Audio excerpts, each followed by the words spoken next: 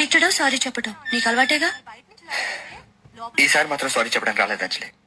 మరి ఆ రోజు నా కోపానికి ఒక కారణం ఉందని చెప్పడానికి వచ్చాను. మరి భోజనాల సంగతి ఏం చేద్దామండి? మేమంతా రేపు ఉపవాసం ఉంటున్నామండి. ఈ విషయం గురించి తర్వాత మాట్లాడుకుందాం అంజలి. ఇప్పుడు టైం లేదా? ఓపిక లేదు. పొద్దునుంచి ఫుడ్ లేదు, బండిలో పెట్రోల్ లేదు, జేబులో డబ్బు లేదు. పరిస్థితి ఏం బాలేదు. నువ్వు ఒక 1000 ఉంటే అడ్జస్ట్ చేస్తే నీకు హైదరాబాద్ వెళ్ళగానే ఇచ్చేస్తాను. ప్రామిస్.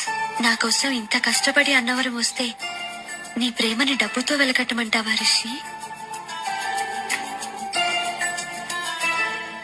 చూకేస్తే నవ్వే ఓపిక కూడా లేదు. ఒక్కసారి అని చూడు. మేము ప్రతి సంవత్సరం ఇక్కడికి వస్తామండి. వచ్చినప్పుడల్లా వ్రతం చేయిస్తామండి. వ్రతం చేయించడం చాలా ముఖ్యం కదండి. యాక్చువల్ గా నాకు వ్రతం కన్నా ప్రసాదం ఇష్టం. వదిలితే ప్లేట్లు స్పూన్లు కూడా తినేసిలా ఉన్నాడు. ప్లీజ్. Good night. ఉత్తి గుడ్ నైట్ ఏనా? డబ్బులు ఇచ్చారుగా. నిన్నెవడు బాగు చేయలేడా?